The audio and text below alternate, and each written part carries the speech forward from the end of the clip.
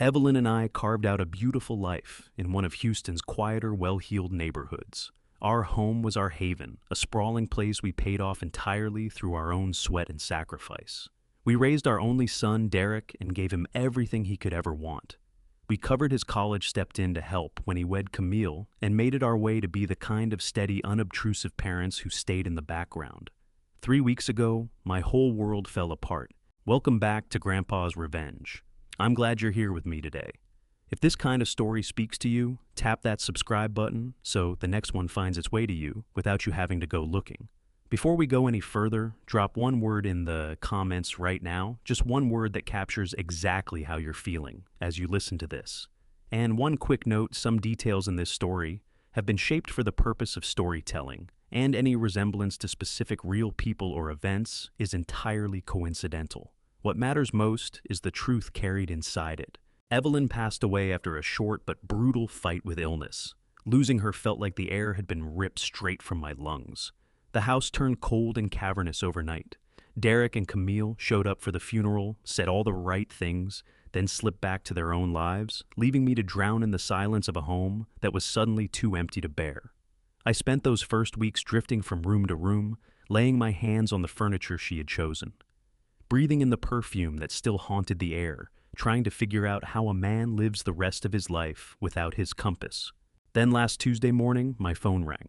On the other end was an attorney from one of the oldest, most prestigious law firms in downtown Houston. He asked me to come in right away regarding a private matter Evelyn had arranged years earlier. I was baffled. Evelyn and I had no secrets between us. We managed every dollar together at the kitchen table every Sunday without fail. But I put on a suit, drove into the city, and settled into a leather chair, across from a man who slid a small silver key across the desk toward me. He told me he had opened a safe deposit box at a private bank just 2 blocks away. The box was held in Evelyn's name, with me listed as the sole beneficiary upon her passing. I made the short walk to the bank, feeling a strange, uneasy cocktail of anxiety and curiosity. A vault manager led me into a quiet, sealed room with bare metal walls and left me alone with a heavy steel box. My hands were trembling as I worked the key and raised the lid. I was half expecting old love letters, maybe some heirlooms or jewelry she had quietly set aside for safekeeping. What I found instead were stacks of neatly banded $100 bills, $400,000 in cash right there in front of me. My heart hammered against my ribs. But the money was only part of it. Beneath those stacks lay a thick manila envelope holding a legal deed and a handwritten letter from my wife. I unfolded it carefully, knowing her elegant script the moment I saw it. The ink had faded some, written it seemed perhaps a decade before. In that letter, Evelyn laid it all out. The cash and the deed were tied to a vast 5,000-acre ranch out in Montana. It was a secret inheritance from her estranged father. I had always known he was a difficult, controlling man who wielded his money like a weapon. Evelyn had severed ties with him long before we ever met. What I hadn't known was that when he died, he left her everything. She wrote that she had kept this wealth hidden from me and from Derek because she wanted to shield our family from the corrosive pull of unearned money. She wanted Derek to grow up with his feet on the ground, to understand hard work, to build something of his own, rather than stand around waiting for a handout. She wanted our marriage rooted in love and real partnership, not in the management of a vast fortune. The most staggering part came with a secondary document attached to the deed. The Montana ranch wasn't sitting idle. It was actively leased to a major mineral and natural gas corporation. That land had been quietly producing $50,000 every single month in royalties money that had been flowing into a private trust for years, completely untouched. I sat in that sealed metal room for well over an hour, utterly overwhelmed. Evelyn had carried this enormous secret all those years to preserve the humble, honest life we had chosen together. She was the most remarkable woman I had ever known. Tears rolled down my face as I pressed her letter to my chest. I felt a deep gratitude, and right alongside it, a hollow, aching grief that she wasn't here to share any of this with me. Finally, I gathered myself. I packed the documents and the cash into my leather briefcase, walked out of the bank, and climbed into my car. The drive back to the suburbs was a blur of racing thoughts and raw emotion. The grief hadn't lifted it, still pressed down on me like a weight. But something new had settled in beside it, a sense of purpose. My thoughts turned to Derek and Camille. I knew they'd been grumbling lately about the cost of living and the mortgage bearing down on them. I thought about what this money could do for them. I could wipe out their debts. We could take that long trip to Europe Evelyn had always dreamed about.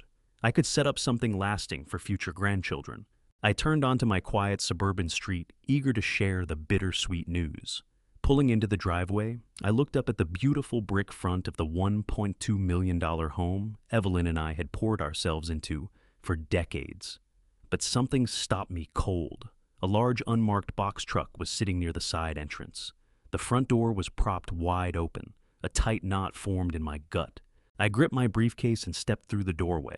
What I saw inside stopped me dead. 3 men I didn't recognize were moving through my living room, with purpose yanking my antique paintings from the walls and swaddling them in thick, moving blankets. Others were breaking down the heavy walnut dining table where Evelyn and I had hosted Thanksgiving dinner for the last 30 years. The entire house had been turned upside down.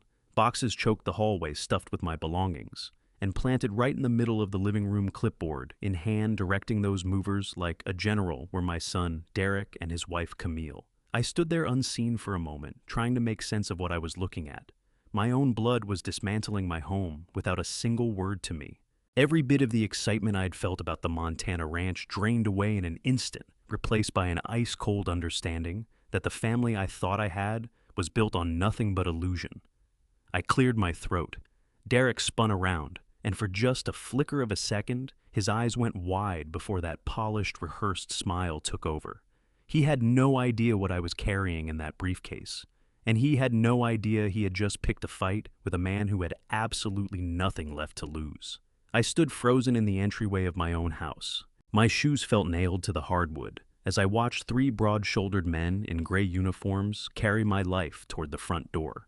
One was wrestling with a heavy gilded mirror that Evelyn and I had purchased on our 10th anniversary in Savannah. Another was carelessly bundling my antique mantel clock in a thick layer of industrial plastic wrap. The beautiful Turkish rug that had anchored the whole living room was already rolled up and shoved into a dark corner. And commanding it all from the center of the chaos, pointing and directing like a seasoned project manager, was my son Derek.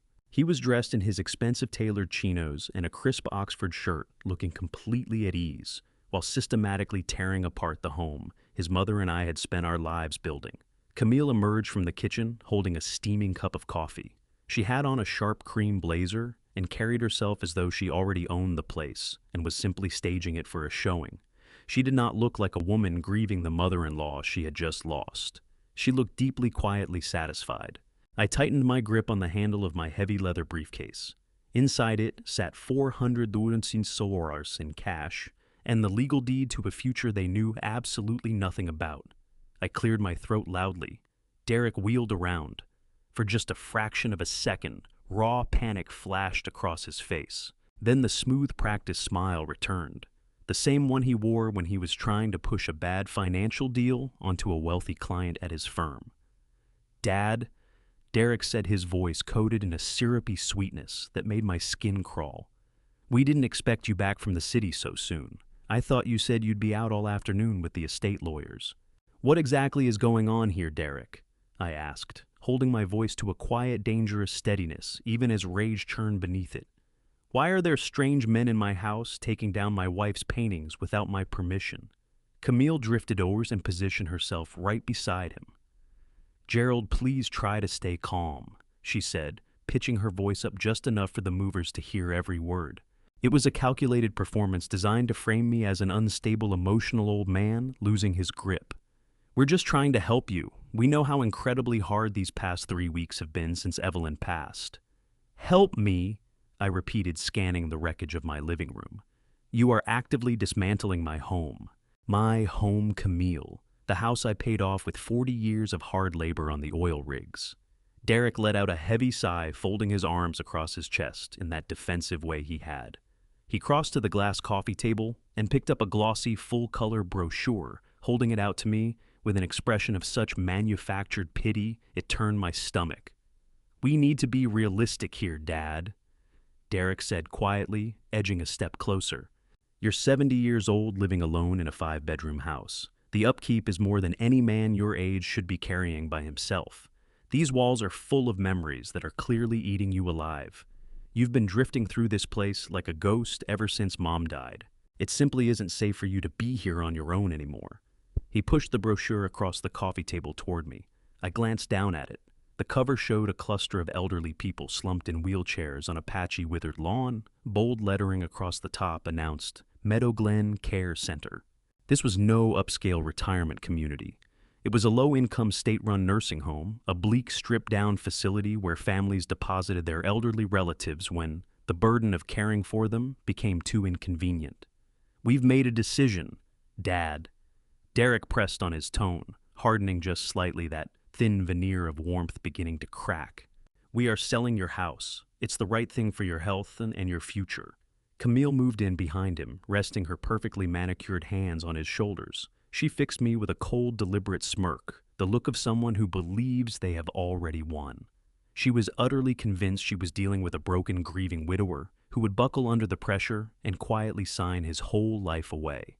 And for one brief, foolish moment, I felt something close to genuine pity for both of them. I looked at my only son, the boy I'd taught to ride a bike in this very driveway, the boy I'd sat up with past midnight, untangling complex algebra. I found myself wondering just how deep in debt they must be to stoop to something this contemptible. I wondered what kind of financial wreckage had driven them to try and steal the roof from over my head.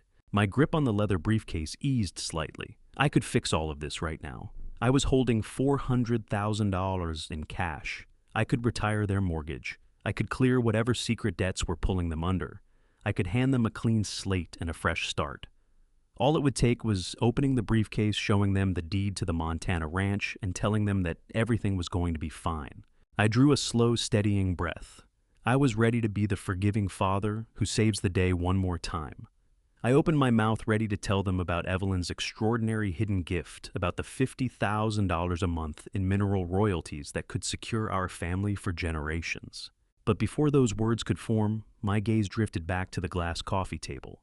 Right next to that insulting nursing home brochure sat a thick stack of legal documents. A plain manila folder covered most of them, but the top page was fully visible under the harsh living room light. It was a standard state legal form. The bold black heading read, "Durable Power of Attorney." The breath locked in my chest.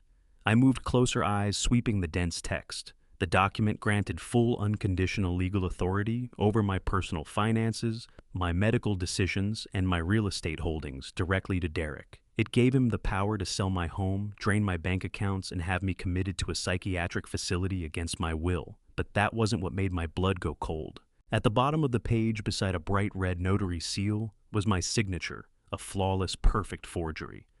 Every trace of the hopeful smile left my face. Whatever fatherly pity I had felt for Derek dissolved on the spot, replaced by a sharp, clarifying chill. This wasn't just emotional pressure to make me sell. They had already taken it from me behind my back. They had committed outright federal fraud to strip me of my rights, my finances, and my dignity. I raised my eyes from the forged document and looked directly at my son. Derek was no longer wearing that reassuring smile. He had seen exactly where my eyes had landed.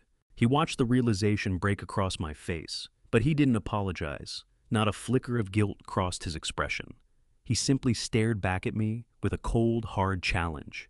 They thought grief had made me soft. They thought I was permanently blinded by sorrow and too helpless to fight back. They had no idea what I was carrying in that briefcase, and they had absolutely no idea what a man who has lost his wife and his only son in the same month is capable of when pushed to protect everything he has left. I held Derek's gaze for a long, agonizing beat before slowly raising one hand and pointing a trembling finger at the coffee table. I let it shake deliberately, feeding the story they had already built around me. I needed them to go on, believing I was just a confused, overwhelmed old man who was out of his depth. "Derek," I said, letting my voice waver just enough to pass for fragile. "What is that document sitting right there next to the brochure? Why does it carry my signature? I have absolutely no memory of signing any legal papers since your mother passed." The atmosphere in the room shifted in an instant. The defiant coldness in Derek's eyes gave way to rapid, frantic calculation. He cut a glance at Camille, silently handing her the wheel. She didn't hesitate for a second. The triumphant smirk she'd been wearing only moments ago dissolved with unnerving speed. In one smooth motion, she transformed herself into a portrait of warmth and concern. Her posture softened, her shoulders dropped, and she released a long, sorrowful sigh. so convincing it nearly made me doubt my own mind. She moved toward the coffee table with slow, deliberate steps, steering well clear of the forged power of attorney. Instead, she reached for a thick, unmarked manila folder. Beneath it, lifted it carefully and pressed it to her chest. As she came toward me, her eyes were filled with practiced sorrow. "Gerald, we didn't want to do this like this," Camille said softly, reaching out to touch my forearm. I forced myself not to pull away. "We were trying to protect you from the pain of confronting some very difficult news about your health." "My health?" I repeated, letting confusion settle across my face. "I'm perfectly fine. My heart is strong, my blood pressure is normal. What are you talking about, Camille?" She opened the folder and drew out a sheaf of crisp hospital records. I recognized the letterhead the moment I saw it, the same private hospital where Evelyn had spent her final days. Camille turned to the third page and handed it to me with an expression of practiced theatrical grief. "We spoke with Dr. Pemberton the day Evelyn passed," she said, her voice dropping to a gentle murmur.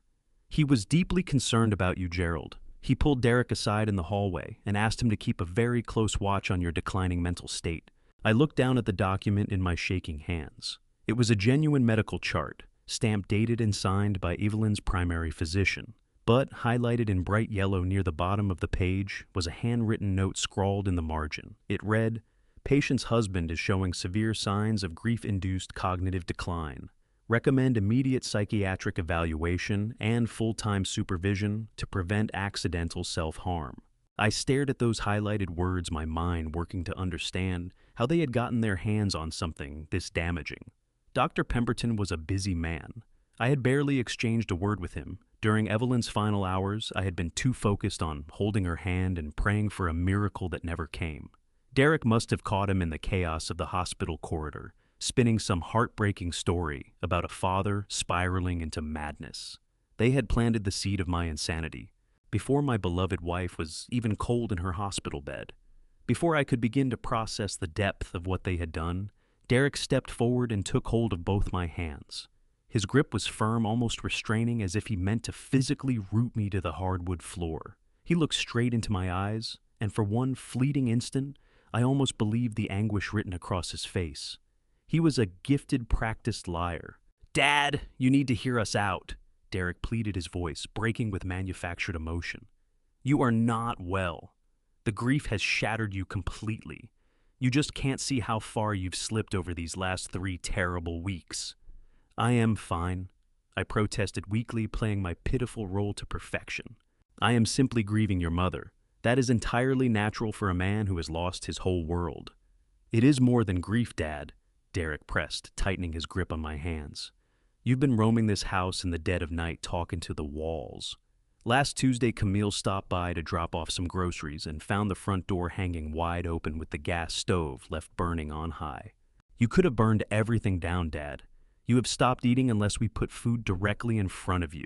You are slipping away from us, and I cannot bear losing you on top of losing Mom." I stared at my son in stunned disbelief. Not a word of it was true.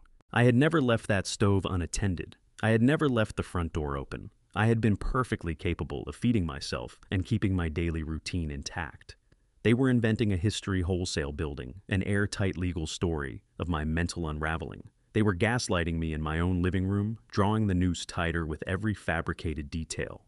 "I truly do not remember any of that," I whispered, dropping my gaze to the floor, projecting the image of a lost, bewildered old man.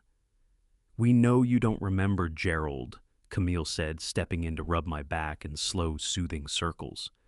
"That is precisely why we had to act. That is why we had to take control before you hurt yourself." I lifted my eyes back to the glass coffee table, pointing a trembling finger once more at the forged document. "But my signature, I never signed that paper, Derek. I would never hand over my entire life to you without reading every word." Derek released my hands and drew a long, deliberate breath. His expression shifted, settling into the mask of a man making a noble, painful sacrifice for someone he loves. He stood tall, projecting the image of a devoted son doing what must be done. "We signed it on your behalf to spare you the stress of the paperwork, Dad," Derek confessed softly, his voice carrying a calm, unapologetic conviction that echoed through the silent room. "We are selling the house to move you into a premium care facility where you will be safe around the clock.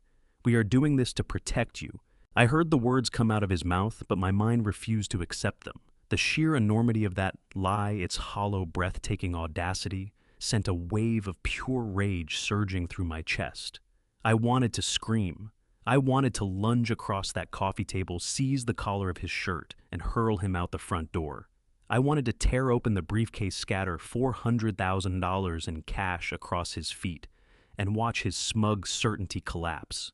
But I didn't move a muscle. I am a retired petroleum engineer. My entire career was built on holding steady during blowouts on offshore drilling rigs. When combustible gas fills the air, you don't panic. You assess the system, locate the critical failure points, and execute a precise sequence to contain the damage. Right now, I was staring at a catastrophic blowout. If I fought them here, I would lose everything. Derek had just revealed the weapon they were counting on. A legitimate physician's note declaring I was suffering from severe grief-induced cognitive decline. If I raised my voice, if I showed my rage, if I called the police about the forgery, Camille would hold up that anger as proof of my instability. They would summon the authorities present, that highlighted note invoke the forged power of attorney, and have me dragged from my own home before sundown. I would be locked in a psychiatric ward, stripped of every right I had. I understood with cold, terrible clarity that I was cornered. The only way out of this trap was to make them believe it had already closed around me. I had to play the fool. I had to become the exact hollowed-out, broken version of myself they needed me to be. I let out a long, shaky breath, making certain it sounded like surrender. I deliberately let my posture sag, shoulders rounding forward, as though the weight of grief had finally buckled my bones. I dropped my chin, broke eye contact with Derek, and fixed my gaze on the floorboards. I let my hands fall to my sides, loosening my hold on the briefcase just enough to look utterly harmless. "You really believe this is best for me, Derek?" I asked, keeping my voice fragile and faint. "You honestly think I can no longer care for myself?" Derek seized the opening without hesitation, placing both hands on my shoulders with a grip that was firm and patronizing all at once. "I know it is painful to hear, Dad, but yes, we believe it is the only way to keep you safe. You need proper professional care. The facility we found is excellent. You will be comfortable there, and you won't have to worry about this big empty house anymore. Let us handle all the legal matters. You just need to rest and find some peace. We will pack your essential things and bring a few photographs of Evelyn to your new room, Gerald." Camille added, her voice soaked in that same artificial cloying warmth. "You don't need to lift a finger. We have it all taken care of." I nodded slowly, deliberately, my movements sluggish and uncertain. I raised a trembling hand to my face and rubbed my eyes as though wiping away tears of exhausted defeat. "I am just so tired," I mumbled, letting my words blur together slightly. "I am so incredibly tired, Derek. I miss your mother so much. Nothing makes sense anymore without her." "We know, Dad," Derek said, patting my shoulder with hollow, rehearsed tenderness. "Go lie down in your room. We will finish with the movers and take care of the rest of the packing. We will come get you when dinner's ready." I nodded, once more turned and began shuffling slowly down the long hallway toward my bedroom. I dragged my feet across the hardwood, making sure each step sounded heavy and beaten. Every instinct in my body screamed at me to turn around and fight. My mind kept overriding it. I reached my bedroom door, pushed it open, stepped inside, and eased it shut behind me. The moment it clicked closed, the frail, confused old man ceased to exist. I straightened up fully, my breathing calm and my mind sharp as a blade. I turned the lock quietly and placed my heavy leather briefcase in the bottom drawer of my oak dresser, burying it beneath a stack of thick winter sweaters. Then, I sat down on the edge of the bed and listened to the muffled sounds of my home being dismantled piece by piece. I could hear the dull thud of furniture being dragged across the floors. I could hear Camille's voice stripped now of all that sugary warmth, crisp and commanding, as she directed the movers. I sat there in the thinning afternoon light and began mapping every angle of my defense. I needed real solid proof. I needed to uncover the true reason they were in such a desperate rush to liquidate $1 million asset. This forged power of attorney and the sudden push toward a nursing home were the moves of people backed into a corner. People only take that kind of illegal risk when financial ruin is breathing down their necks. I knew Derek. I knew Derek well enough to know his weaknesses. He was arrogant and sloppy, the kind of man who leaves a digital trail, a paper trail, or drops a careless word at exactly the wrong moment. I just had to be patient enough to find it. I stayed in my bedroom through the rest of that evening. When Camille eventually came to knock on my door, holding out a plate of bland, unseasoned chicken and roasted vegetables, I accepted it with a frail, grateful smile, and never broke the performance for a single second. I barely touched the food, which only deepened their conviction that I was falling apart. Eventually, the night came down, draping the gutted, half-empty house in a thick, suffocating silence. Derek and Camille had chosen to sleep in the guest room to keep watch over the property and over me. I lay flat on my back for hours, eyes fixed on the dark ceiling, my mind quietly working through legal strategies and possible countermoves. Around 2:00 in the morning, my throat had gone completely dry. I carefully pushed the heavy blankets aside and swung my feet to the floor. I left the lights off. I had lived in that house long enough to navigate every inch of it blind. I eased the bedroom door open and moved barefoot down the long hallway toward the kitchen without making a sound. The house felt hollowed out, the familiar furniture gone, its soul stripped away with it. In the kitchen, I filled a glass quietly at the tap. As I lifted it to drink, a faint flickering glow pulled my eye.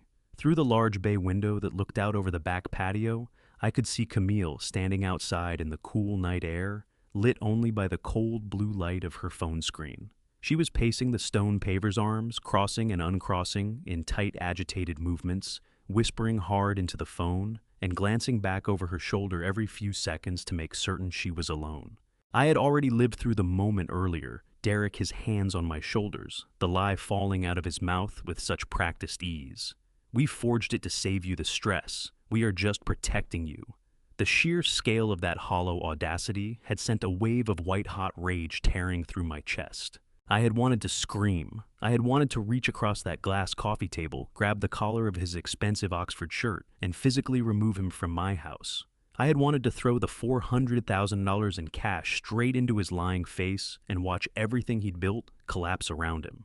But I hadn't moved a single muscle. I am a retired petroleum engineer. My entire career demanded that I hold absolute composure when high-pressure blowouts threaten to kill everyone on the rig. When combustible gas saturates the air, you don't panic. You assess the system's structural integrity, identify every lethal variable, and execute a precise, controlled sequence to survive.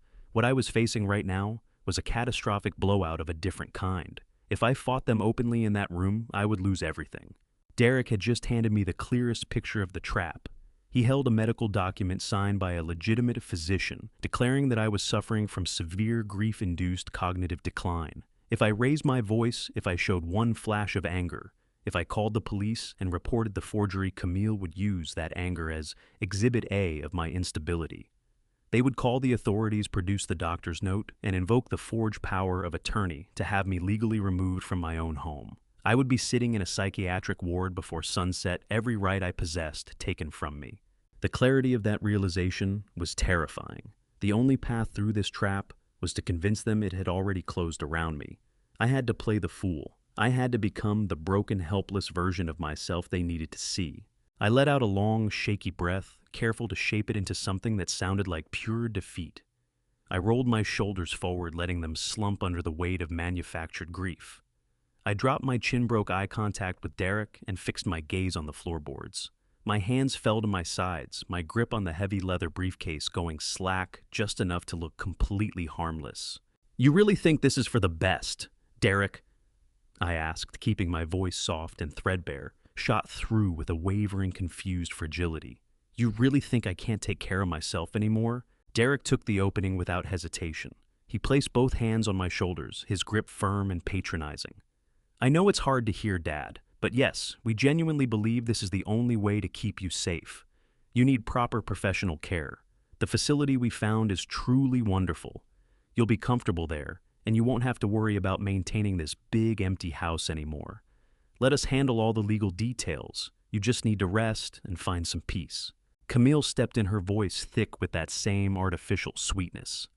"We'll pack your essential things and a few photographs of Evelyn to bring to your new room, Gerald. You don't need to lift a finger. We have everything under control." I nodded slowly, deliberately, my movement sluggish and uncertain. I raised a trembling hand to my face and rubbed my eyes, making it look as though I were fighting back tears of sheer exhaustion. "I'm just so tired," I mumbled, letting my words blur slightly at the edges. I'm so incredibly tired, Derek. I miss your mother so much. Nothing feels right without her. We know, Dad, Derek said, patting my shoulder with a hollow, rehearsed tenderness. Go to your room and lie down. We'll finish directing the movers and manage the rest of the packing. We'll get you when it's time for dinner. I nodded once more, turned and began the slow shuffle back down the long hallway toward my bedroom. I dragged my feet across the hardwood, making sure each step sounded heavy and beaten. Every fiber in me screamed to turn around and fight. My mind kept forcing my body to hold the part. I reached my bedroom door, pushed it open, stepped inside, and eased it shut behind me. The moment the latch clicked, the frail old man disappeared entirely. I straightened up. My breathing was steady. My mind was razor sharp. I quietly locked the door, then placed the heavy leather briefcase deep inside the bottom drawer of my oak dresser, burying it under a thick stack of winter sweaters. I settled on the edge of the mattress and listened to the muffled thuds of furniture being dragged across floors. Camille's clipped, commanding voice, all the artificial sweetness gone, now replaced by her natural tone of the cold authority.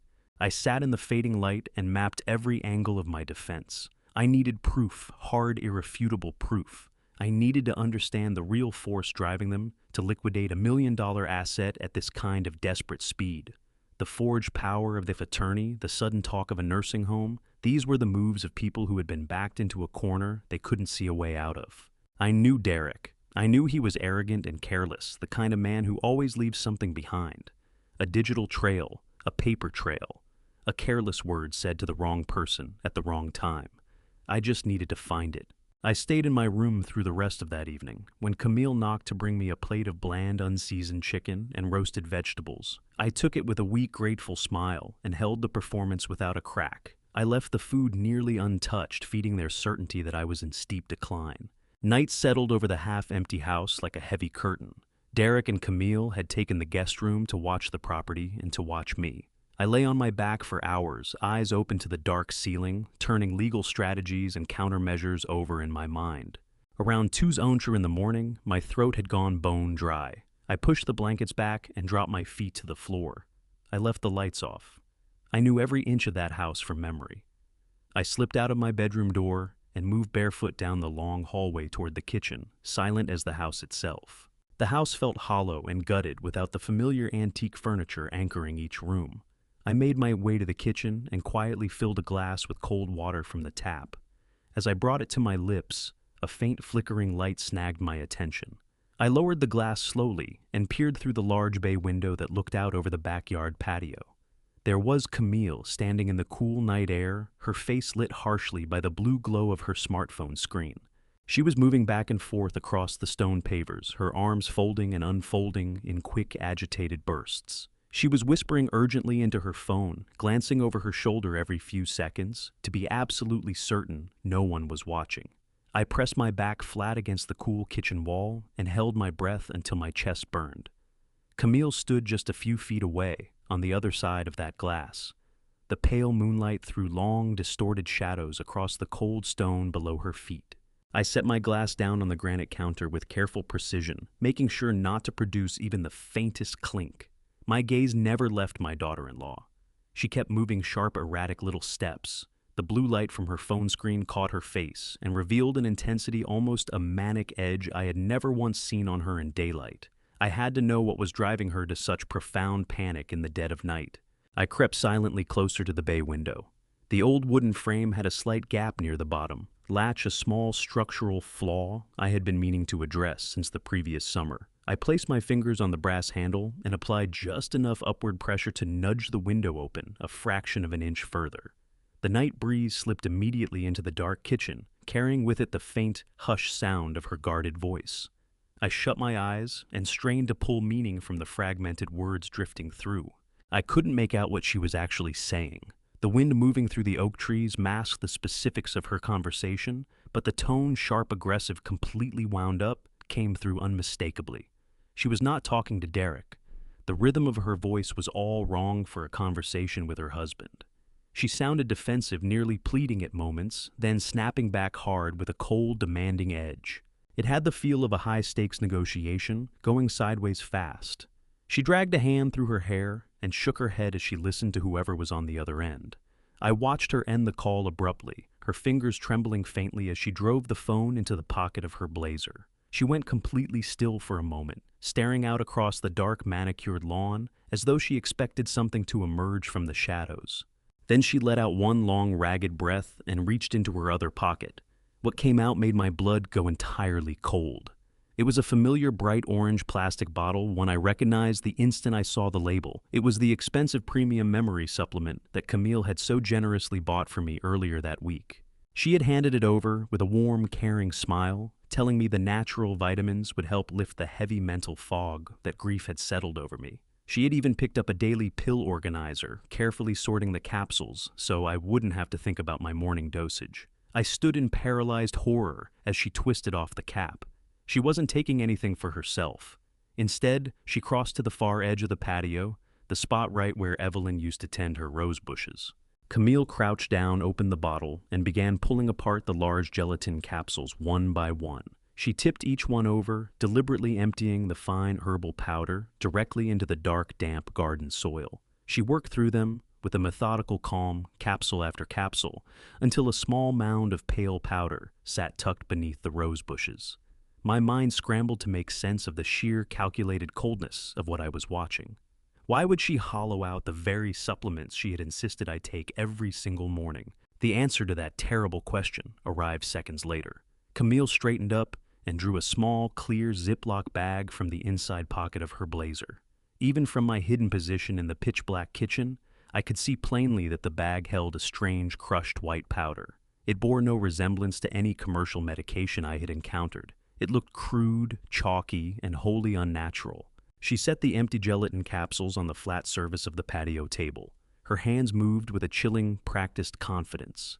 She carefully scooped the crushed white powder from the bag and began refilling each hollow capsule with the unknown substance, methodical, focused, her eyes narrowed in concentration as she packed the powder tightly into those innocent-looking shells. She pressed the two halves of each capsule back together, sealing something sinister inside. She was building a weapon in my own backyard in silence in the dark. I watched her wipe the residual white dust from her fingers onto her expensive slacks. She gathered the freshly filled capsules and placed them one by one into the plastic compartments of my daily pill organizer. Monday, Tuesday, Wednesday, Thursday, Friday, Saturday, Sunday. Every single slot was loaded with the contaminated doses, each one made to look identical to the original herbal vitamins. A crushing, nauseating wave rolled through me as the full horror of it locked into place. The heavy mental fog, the bone-deep exhaustion, the frightening gaps in my short-term memory over these past 2 agonizing weeks. None of it was the natural consequence of losing Evelyn. None of it was my 70-year-old mind buckling under the weight of grief. It was cold, deliberate chemistry. It was poison moving through my blood. They were intentionally drugging me to manufacture the exact medical symptoms they needed to execute their legal takeover without resistance. They were dismantling my mind from within, so that when the doctors ran their evaluations, the diagnosis of severe cognitive decline would be undeniable, permanent, and legally airtight. Camille snapped the pill organizer shut with a sharp click that cut through the quiet night. She tucked the empty Ziploc bag back into her inside pocket, picked up the organizer, and turned toward the house. I immediately pulled back from the window, retreating into the deepest shadow in the kitchen and pressing myself flat against the cold surface of the refrigerator.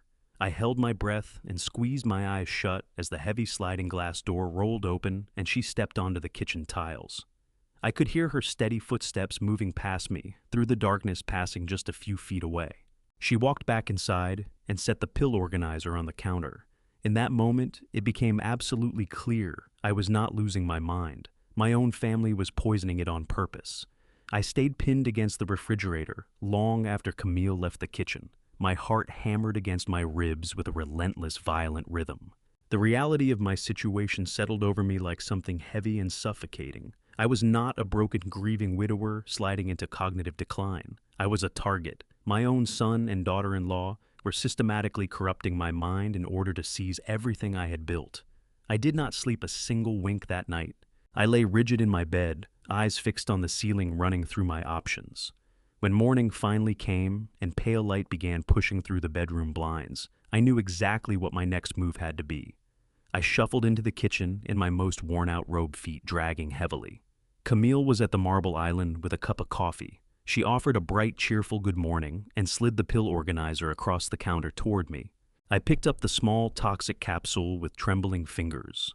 I raised a glass of water to my lips, placed the pill in my mouth, and swallowed loudly. Camille watched me closely, a flicker of dark satisfaction moving behind her eyes, as she was certain the poison had gone down. But I had tucked the capsule smoothly beneath my tongue. The moment she turned away to check her phone, I spat the dissolving capsule into a paper napkin and buried it in the pocket of my robe. Derek came downstairs a few minutes later, straightening his expensive wool tie. They exchanged a quick goodbye kiss, offered me a handful of hollow, patronizing words of comfort, and walked out the front door. I stood at the front window, barely breathing, and watched their luxury sedan back out of the driveway and roll away down the quiet suburban street. The moment their car disappeared around the final corner, the pathetic broken old man routine evaporated completely. My spine straightened. The mental fog that had been smothering me for weeks was already starting to clear, giving way to the sharp, methodical focus of a man who had spent a lifetime solving hard problems. I turned on my heel and headed straight down the hallway to Derek's home office. The room was immaculately arranged, all clean lines and modern minimalist furniture that Evelyn had always despised. Sitting dead center on his sleek glass desk was his high-end custom-built desktop computer. Derek was breathtakingly arrogant, but nowhere near as clever as he imagined himself to be. I was the one who had sourced and assembled every internal component of that machine for him the previous Christmas. And more than that, I knew the deeply ingrained, predictable patterns of how his mind worked. Derek always believed he was a step ahead of everyone around him, but he relied on lazy, repetitive logic. I settled into his expensive leather office chair and tapped the keyboard. The large monitor blazed to life, throwing up a password prompt over a high-resolution background image of a mountain lake. I didn't hesitate for a second. I typed in the name of his childhood dog, followed by the year he graduated from his prestigious business school. The screen unlocked immediately, handing me unrestricted access to the deepest corners of his digital life. My fingers moved across the keyboard with practiced confidence. The very first thing I needed to confirm was the luxury nursing home they had promised me with such polished assurance. I opened his primary web browser and pulled up his detailed search history. I filtered the logs, carefully covering the past 3 weeks, and looked for any combination of terms related to elderly care, premium assisted living, or medical facilities. I combed through hundreds of entries. There was absolutely nothing, not a single search. They had not invested one moment looking for a safe place for me to go. The glossy brochure Derek had laid on the coffee table was nothing but a cheap prop, a stage piece designed to nudge me towards surrender. I widened my search, digging deeper into his daily browsing. What I found instead made my jaw clench hard. Derek's browser history was saturated with research into offshore banking regulations, anonymous shell companies, and expedited citizenship applications for Caribbean nations. He had spent hours combing through listings for sprawling beachfront villas in the Bahamas and pricing out the rental rates for large luxury yachts. The digital trail drew a terrifying portrait of a man actively positioning himself to flee the country with a substantial pile of liquid cash. I opened a new tab and easily bypassed the weak security on his personal financial dashboard. The screen filled with a long list of active accounts, and the wall of red figures validated every dark suspicion I had been carrying. Derek and Camille were drowning, completely submerged in catastrophic debt. They had buried multiple high-limit credit cards under lavish vacations, designer wardrobes, and fine dining bills. But the most alarming find was a glaring final notice from an unregulated offshore lending firm. The threatening language in the document detailed a massive, deeply delinquent loan of $800,000. They had staked their entire future on high-risk speculative investments that had clearly collapsed, leaving them at the mercy of people who would not be patient or forgiving. They weren't pushing me out of my home purely out of greed. They were sacrificing my life because they were cornered, desperate animals trying to outrun a syndicate that wouldn't hesitate to make an example of them. They needed the $1.2 million from the sale of my house to pay off that terrifying debt and bankroll their cowardly escape to a tropical paradise, leaving me abandoned in a bleak, windowless, state-run asylum.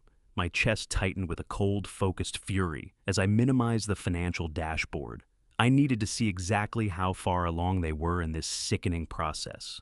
I opened his primary email client, bypassed another simple password, and went straight to his inbox. I skipped past his routine work correspondence and sorted the messages by attachments. My eyes landed immediately on a heavily active email thread between Camille and an unknown unlisted address. I clicked into the conversation. The contact was listed simply as broker no agency, no professional signature, no corporate logo of any kind. It was clearly a deeply shady, unlicensed real estate contact, operating entirely off the books to move properties fast. I scrolled down to the first message Camille had sent him, fired off late the previous night, right around the same time I had watched her pacing frantically across the backyard patio in the dark. I read quickly through the cold, ruthless words she had typed, and my blood turned to ice as her ultimate plan became perfectly clear. They were pushing forward without mercy, and they were fully prepared to execute the final devastating phase of their betrayal before the coming weekend even arrived. I sat there staring at the glowing screen, rereading the message Camille had sent to that unlicensed broker. It was brief, frigid, and stripped of every trace of human feeling. She had written, "List the house 30% below market value immediately. We do not care about getting a fair price. We need the cash by this Friday. No exceptions. Do not worry about the current owner. The old man is too heavily medicated to know what he is signing anyway." The sheer callousness of those words hit me like a blow to the sternum. She wasn't simply plotting to steal my home. She was sneering at my perceived mental decline, treating my existence as a convenient disposable obstacle to clearing her own debts. I sat in Derek's leather office chair, gripping the armrests so tightly that my knuckles turned completely white. My own son, the boy I had poured every ounce of love and dedication into raising, had brought this calculating, ruthless woman into our family. Together, they had constructed a meticulous plan to strip away my dignity, my home, and my future. They were prepared to discard me in a low-income, windowless asylum just to paper over their catastrophic financial mistakes. The betrayal cut so deep, it felt like a jagged blade turning slowly in my chest. I read the email one final time, searing every word into my memory. I needed to hold on to this precise feeling of profound violation. I needed to channel this burning fury into what came next. I reached over and closed the email client, with care making absolutely certain I left the read status of the message exactly as I had found it. I scrubbed my own search queries from the browser history covering my digital tracks, so Derek would never suspect his machine had been compromised. I locked the desktop screen, restoring the mountain lake background to its original state. I pushed up from the desk on unsteady legs, the full weight of their deception pressing down hard. I walked out of the office and back into the wide, quiet hallway. The house felt alien and hostile to me now. It was no longer the warm sanctuary where Evelyn and I had lived out so many good years together. It had become a battleground. I needed a counterattack, and I needed to build one fast. Friday was only 2 days away. That left me fewer than 48 hours to tear their scheme apart and secure my own future. I began moving slowly across the remaining rugs in the living room, my mind working through legal strategies and escape routes. I had the $400,000 in cash, and I had the Montana ranch deed. I had the financial ammunition to blow their plan apart, but I needed an airtight legal weapon to deliver the strike. As I turned toward the kitchen for a glass of water, the sharp chime of the front doorbell split the heavy silence of the house. I stopped dead. Derek and Camille were at work. We weren't expecting any deliveries, and the movers had finished their preliminary packing the afternoon before. I moved carefully toward the foyer, my heart picking up speed with a sudden bone-deep unease. I stepped up to the heavy wooden front door and looked through the small, distorted glass peephole. Standing on my front porch was a massive, powerfully built man. He wore a dark leather jacket over a plain black t-shirt, and his thick neck was layered in dark, aggressive tattoos. He didn't look like a salesman. He didn't look like anyone who had come by to be neighborly. He looked like raw, unfiltered violence. I stood there, frozen, my hand hovering over the brass deadbolt. Before I tell you what was waiting just beyond that front door, and what it would force me to do in the hours that followed, let me ask you this. If you discovered that someone close to you had been quietly working against you, would you confront them the moment you knew, or would you stay silent and build your case first? I thought about letting the bell go unanswered, just waiting him out, hoping he'd lose patience and walk away. But the man drew back his fist and hammered it against the solid wood, the booming impact rolling through the empty foyer like a cannon shot. "I know you are in there. A deep, gravelly voice tore right through the thick door. "Open up right now, or I will kick this entire frame off its hinges." The air locked in my chest. I am a 70-year-old man, reasonably fit for my age, but no match whatsoever for a large, violent stranger itching for a fight. Even so, I knew that pressing myself into the shadows like a frightened child would not get me anywhere. I turned the deadbolt and drew the front door open, slowly keeping the sturdy chain lock fastened across the gap. "Can I help you, sir?" I said, forcing every ounce of steadiness I could muster into my voice. The tattooed man had no interest in pleasantries. He drove his heavy boot hard into the base of the door, and the metal chain snapped apart as cleanly as if it were made of thread. The door flew wide open and sent me stumbling backward into the foyer. I lost my balance and hit the hallway wall hard, my shoulder cracking against the decorative wooden molding. Before I could pull a full breath into my lungs, the massive man was through the door and had pulled it shut firmly behind him. He covered the distance between us in two long, slow, predatory strides. A huge, calloused hand shot out and grabbed me by the collar of my worn bathrobe, hauling me up against the wall. His thick fingers pressed into my collarbone like iron rods. He brought his face to within inches of mine. A harsh, acrid wave of stale tobacco and cheap cologne rose off his clothes. He registered absolutely nothing about the fact that I was an elderly, defenseless man. He fixed me with a cold, completely dead-eyed stare that drove a spike of pure, primal terror straight through me. "You must be Derek's father," the man snarled, his deep voice carrying a low, vibrating menace that filled every corner of the foyer. "You are going to deliver a very urgent message to your pathetic, cowardly son for me."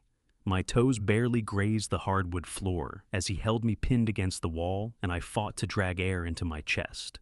"I do not know what you are talking about." I managed to gasp, my hands instinctively closing around his thick wrists. The man responded with a laugh, a harsh grating sound that contained absolutely no warmth whatsoever. He pressed even closer, his dark eyes narrowing into cold, dangerous slits. "Tell your son his offshore bets are officially due." He hissed each word, soaked in lethal intent. He thought he could bury his catastrophic losses, but we own him. You tell him that if we do not have our $800,000 in raw cash by this Friday, we are coming back here.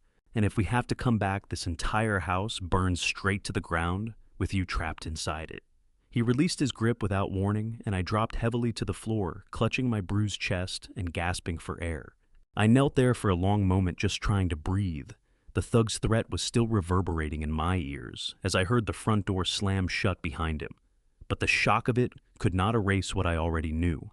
Everything I had found on Derek's computer had been pointing at this exact moment: the offshore debt, the unlicensed broker, the poison capsules, the fabricated nursing home brochure. It was all one single coordinated act of desperation. The cruel words Camille had typed to the broker surfaced again in my mind. The message had been brief, cold, and drained of any human feeling. She had written that they needed to list the house 30% below market value immediately. She had stated plainly that they did not care about a fair price, only cash by Friday, with no exceptions. "Do not worry about the current owner," she had typed without hesitation. "The old man is too heavily medicated to know what he is signing anyway." The sheer callousness of it had struck me like a blow to the sternum when I first read it, and it hit just as hard now. She was not merely conspiring to take my home. She was openly sneering at my perceived mental decline, treating my life as a disposable obstacle standing between her and an escape route. I had sat in Derek's leather office chair after reading it, gripping the armrests so tightly that my knuckles turned completely white. My own son, the boy I had raised with every ounce of love and dedication I possessed, had brought this ruthless, calculating woman into our family. Together, the two of them had constructed a methodical plan to strip me of my dignity, my home, and every year of future I had left. They were prepared to discard me in a windowless, low-income facility just to paper over their catastrophic financial mistakes. The betrayal cut so deep, it felt like a jagged blade turning steadily in my gut. I had read the terrible email one final time before closing it, pressing every word into my memory. I had needed to hold on to that burning feeling of profound violation. I had needed to let it sharpen me rather than break me. I had cleared my queries from the browser history and scrubbed my digital footprints so Derek would never suspect his computer had been touched. I had locked the desktop screen, restoring the mountain lake background exactly as I had found it. I had walked out of that office on unsteady legs, carrying the full crushing weight of what they had set in motion. The house had already felt alien and hollowed out then. It was no longer the warm living sanctuary where Evelyn and I had built so many decades of life together. It had become hostile ground. And now, with a violent creditor's threat still hanging in the air of the foyer, that feeling was absolute. I needed to move, and I needed to move fast. Friday was only 2 days away. Less than 48 hours to tear their scheme completely apart. I pulled myself up off the floor and began moving slowly through the living room, my mind grinding through every available option. I had the $400,000 in cash sitting safely beyond their reach. I had the Montana ranch deed. I had real financial firepower, more than enough to dismantle everything they had built. But raw resources without legal armor would leave me exposed. I needed an attorney, not a cautious one. I needed someone with the same cold precision and aggressive instinct as the people I was up against. I steadied my breathing and stood in the middle of the room, letting the full shape of the situation settle over me. A violent creditor on one side issuing a Friday deadline. An unlicensed broker being pushed to move my house below market value on the same timeline.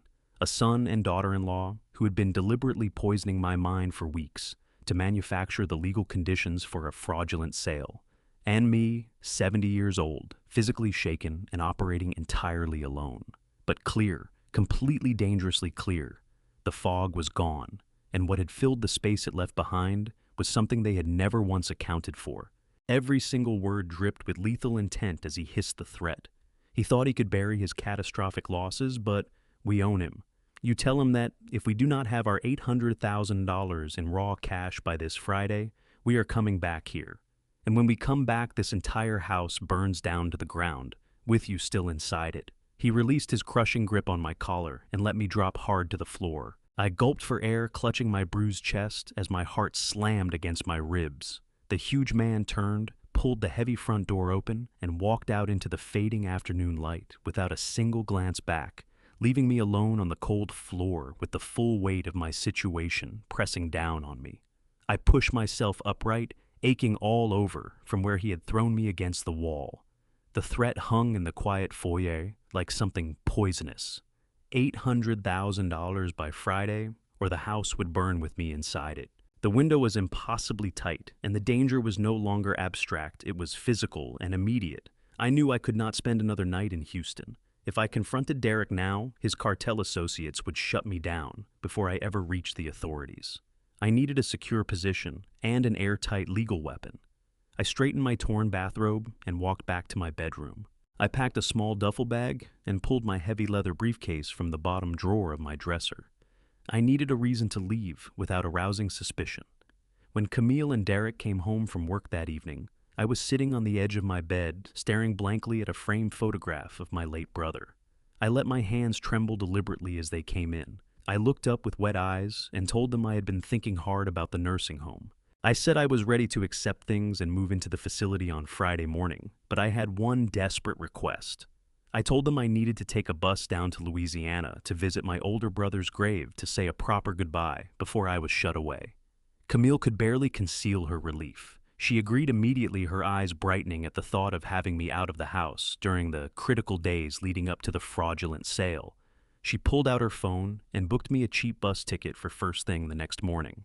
She told me to take all the time I needed and assured me they would handle the rest of the packing. They believed they were sending a broken, heavily medicated old man on a sad final errand. They had no idea they were handing a seasoned engineer the precise window he needed to dismantle everything they had built. The following morning, Camille dropped me off at the downtown bus terminal. I hugged her goodbye, playing the part of the frail, grieving elder without missing a beat.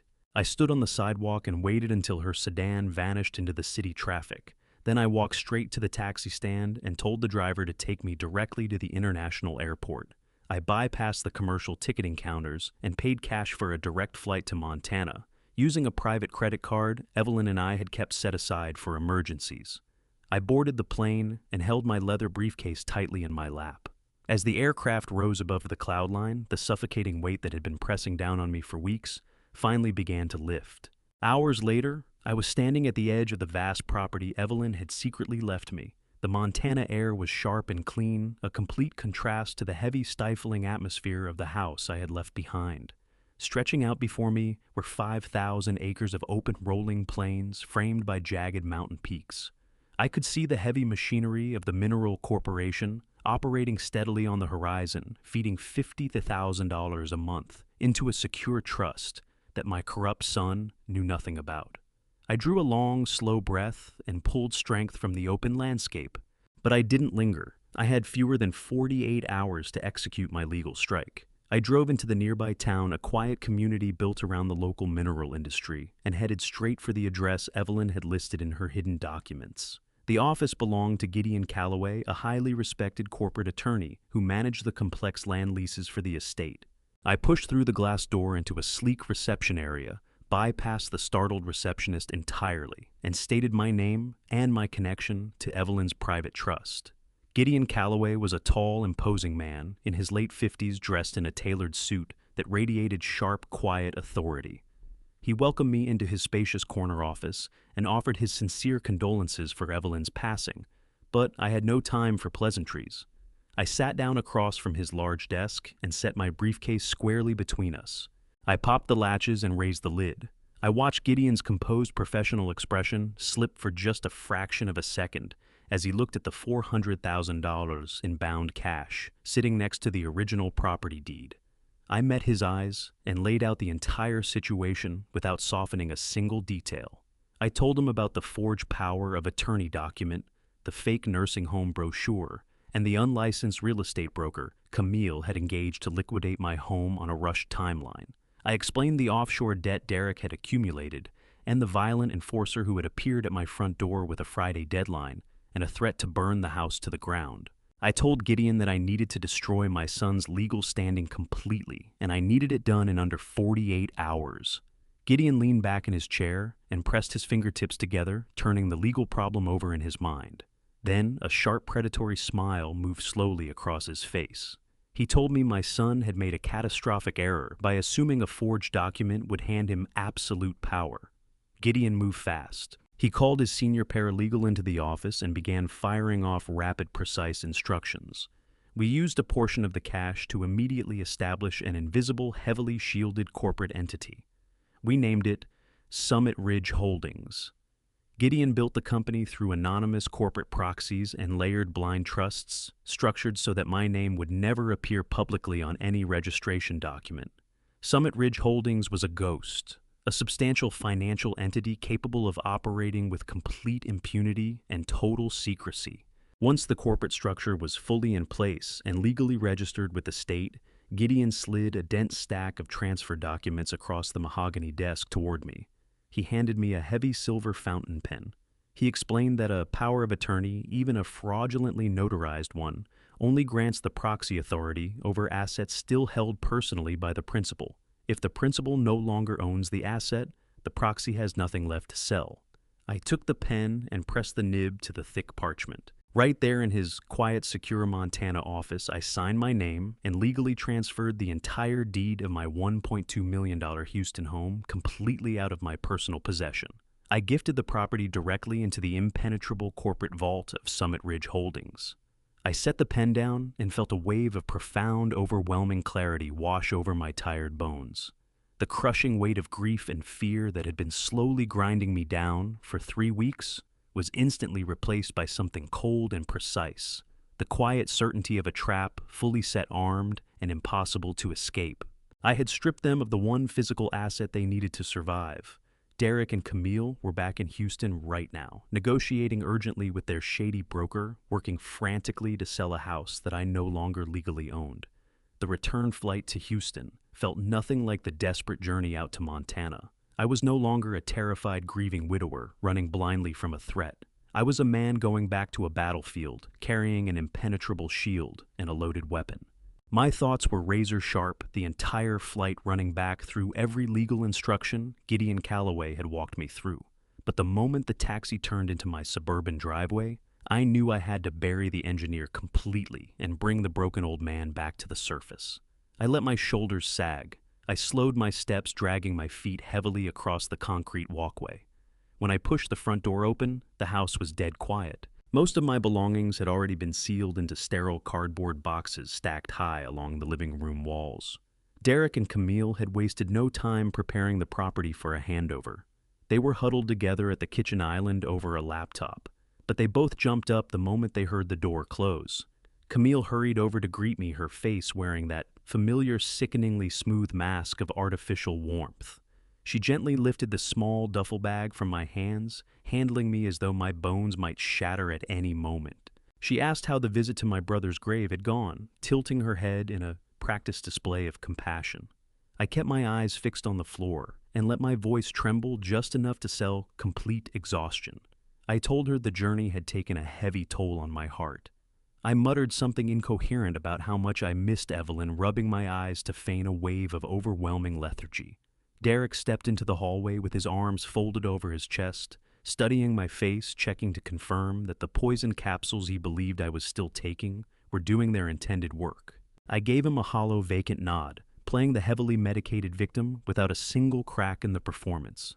"You look incredibly tired, Dad," Derek said quietly, steering me by the elbow toward the stripped-down living room. "You really ought to go lie down and get some rest. But before you do, we just need you to take care of one small piece of paperwork. The broker found a wonderful family who wants to purchase the house, and we are closing the deal tomorrow morning. We just need your final official consent to push the sale through." Camille smoothly drew a thick stack of stapled documents from her leather portfolio. She set a heavy brass pen on top of the papers and nudged them gently across the glass coffee table toward me. I looked down at the bold black lettering, "Consent to sell real estate property." My heart hammered against my ribs, but not from fear this time. It was from sheer unfiltered irony. They were burning with eagerness to sell $1 million asset that had already been sealed inside a Montana corporate vault for the past 24 hours. I reached for the brass pen and let my fingers tremble visibly as I lifted it. I gripped the cool metal and hovered the nib above the signature line. I looked up at Camille and Derek, my eyes wide and uncertain, mimicking perfectly the expression of a confused old man signing his life away. Camille gave me a soft, reassuring nod. I pressed the pen to the page. Rather than my usual clean, precise signature, I deliberately produced a shaky, erratic scrawl, barely legible, the letters lurching unevenly across the line. I let the nib drag slightly at the end, leaving a clumsy streak of dark blue ink across the bottom of the document. It looked exactly like the unsteady mark of a man whose mind had nearly given out. Derek reached across and snatched the document off the table the very instant I lifted the pen. He couldn't suppress the flash of raw, greedy triumph that broke across his face. He examined the messy signature, traded a deeply satisfied look with Camille, and carefully tucked the papers back into her leather portfolio. They both exhaled at the same moment, a long, synchronized breath of relief. The main obstacle was behind them. They genuinely believed they would be multi-millionaires by the following afternoon. I pushed myself slowly up from the sofa with a low groan and began my shuffling, dragging walk down the hallway toward the master bedroom. I pulled the door shut behind me, but stopped just short of latching it, leaving a hair-thin gap so I could hear what came next. Muffled sounds drifted down the corridor. The sharp, distinct pop of a wine cork, the soft ring of crystal glasses touching in the kitchen. They were celebrating, toasting each other with expensive wine flush with the confidence of men who had already won, completely blind to the trap already locked tight around their ankles. I sat in the dark and waited a full hour. I stayed perfectly still, listening for the house to go silent. I knew they would eventually move upstairs to finalize their escape plans. When I finally heard the guest room door click shut on the second floor, I got up and moved. I opened my duffel bag and took out a small precision micro-audio recorder I had bought from a specialty electronics store in Montana. As an engineer, I've always had a deep appreciation for reliable, high-quality equipment. The device was barely the size of a coin, fitted with a powerful long-range directional microphone and a secure Bluetooth transmitter. I slipped out of the bedroom and moved silently through the dark living room. Pale moonlight fell across the towers of moving boxes. I got down on my hands and knees and crossed the bare floorboards without making a sound. I reached the glass coffee table, where I had just signed my fraudulent consent forms. I ran my hand beneath the heavy wooden base, found a recessed groove along the underside, and pressed the adhesive side of the recording device firmly against the wood. It was completely hidden, invisible from any normal standing or sitting position in the room. I retreated to my bedroom, locked the door, and sat down on the edge of the mattress. I pulled the slim wireless Bluetooth receiver from my pocket and fitted the small earpiece into my right ear. The technology was flawless. The connection came through instantly clean and free of any interference. The digital clock on my bedside table glowed a hard red in the darkness. It was exactly 2:06 in the morning. I fixed my eyes on those numbers, a cold, focused wave of anticipation moving through me. I knew Camille and Derek were carrying an enormous amount of stress about their debt. Sleep wouldn't come easily for either of them tonight. They would come back downstairs before long to pace the living room and talk through their final plan for the morning. I drew a slow, steady breath and let the silence of the suburban night settle around me. Then I pressed my thumb against the small, glowing blue button on the side of the compact receiver. For a brief moment, there was nothing but the soft hum of the digital feed. Then crystal clear audio poured directly into my right ear. The hidden microphone was doing its job with extraordinary precision. I could pick out the faint ambient hum of the refrigerator in the background. I could hear the distinct sound of liquid being poured into glasses, followed by the bright, celebratory clink of a toast. Camille and Derek were seated directly above the hidden device. Their voices came through so sharp and close that they might as well have been sitting on the bed beside me. I honestly cannot believe we actually pulled this off. Derek said, his voice thick with a mixture of enormous relief and arrogant satisfaction. I was certain the old man was going to dig in today. I thought he was going to read every single line of that consent form before he even picked up the pen. Camille let out a short, dismissive laugh. I told you there was absolutely nothing to worry about, Derek. You give him far too much credit. Your father has been completely checked out ever since we increased the dosage in his morning capsules. He could barely hold the pen steady today. His signature looked like something drawn by a child who'd never held a pen before. The broker didn't question it for even a second. He saw ink on the paper and validated the transaction. I heard the dull thud of a glass being set down in the coffee table above the hidden device. So, what is the exact timeline for tomorrow?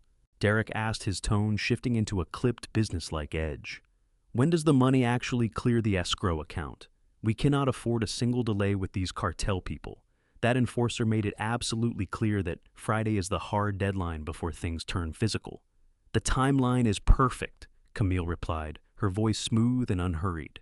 The buyer is wiring the full $1.2 million directly into our joint offshore account by 9:00 tomorrow morning. The moment the funds clear the international holding period, I am transferring $800,000 straight to the syndicate's routing number. That wipes our debt completely clean. They will have their money a full 24 hours before their Friday deadline. The cartel backs off and we are finally free. And the remaining $400,000. Derek asked, the hunger in his voice entirely undisguised. That is our fresh start, Camille said with quiet confidence. I already booked the tickets first class. We are leaving for the Bahamas Thursday night. I secured a beautiful, secluded beachfront villa on a long-term lease. We can live like royalty down there for years while we figure out what comes next. We just need to pack our bags and walk out the door. A brief, comfortable silence followed on the audio feed as they both sat with the image of that. Then Derek shifted in his seat. The leather sofa creaked loudly through the earpiece. "What about Dad?" Derek asked, his voice carrying not even a trace of filial feeling. He sounded like a man discussing a piece of broken furniture that needed to be hauled to the curb. "Are we still dropping him off at that low-income nursing home on Thursday afternoon before we head to the airport? We need to make sure he's locked up tight so he can't wander into a police station and start crying fraud once that fog lifts from his head." Camille let out a high, chilling laugh that drove a spike of pure ice straight down my spine. It was the sound of something utterly predatory. I canceled the nursing home reservation 3 days ago. Derek, Camille said, her voice dripping with dark amusement. That glossy brochure I left sitting on the coffee table was nothing more than a prop to keep him calm and compliant. We can't risk placing him in any standard assisted living facility. Even the most underfunded, neglected nursing home lets patients make phone calls, receive visitors, and eventually get the ear of a social worker. If his medication wears off, and that sharp memory of his comes flooding back, he could create a massive legal headache for us from inside any care facility. "So, where exactly is he going?" Derek asked, sounding more curious than alarmed.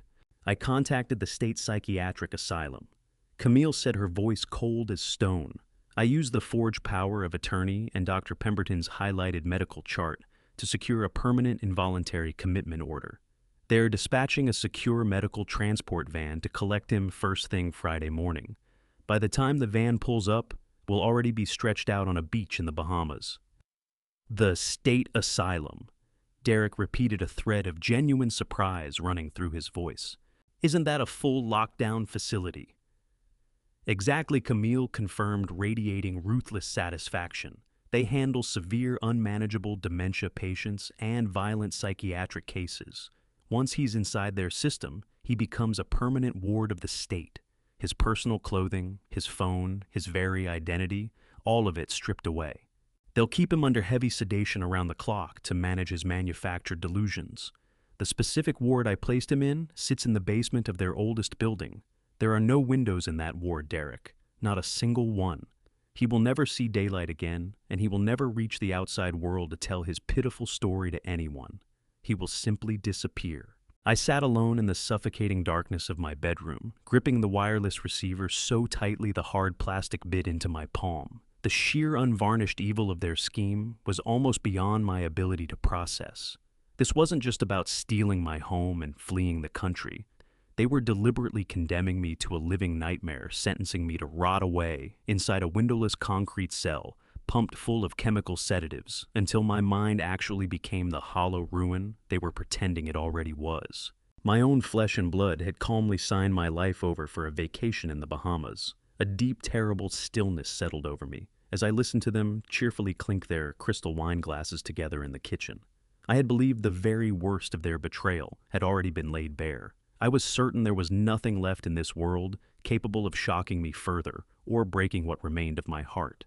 But the quiet, hushed exchange still threading through my earpiece did not stop with their asylum plan. The digital audio feed crackled faintly as Derek leaned in closer to his wife, dropping his voice to a tight, deeply nervous whisper. The last devastating secret was poised to fall into the silence between them, and when it did, it would shatter something inside me that could never be put back together. I sat rigid on the edge of my mattress, pressing the earpiece deeper into my ear, straining after every syllable. The background noise of the living room seemed to dissolve, leaving nothing but the anxious sound of Derek shifting his weight on the leather sofa. When he spoke again, the arrogant triumph of a man who had robbed his father was completely gone from his voice. What replaced it was something trembling and frail, weighted down by a sudden suffocating paranoia. "What about Mom?" Derek whispered the question, hanging in the air between them like a thick poisonous fog. What if Dr. Pemberton ever says something to him? What if Dad ever finds out what we actually did? My heart lurched violently. My breathing stopped. I sat perfectly rigid in the darkness, my whole body going cold with an instinctual primal dread. I had no idea what he was referring to. Evelyn had died from a sudden aggressive illness. A devastating blow, a cruel twist of fate that had shattered my world into pieces I'd been trying to gather ever since. There was nothing to find out. "Keep your voice down," Camille hissed, her tone cutting like a blade.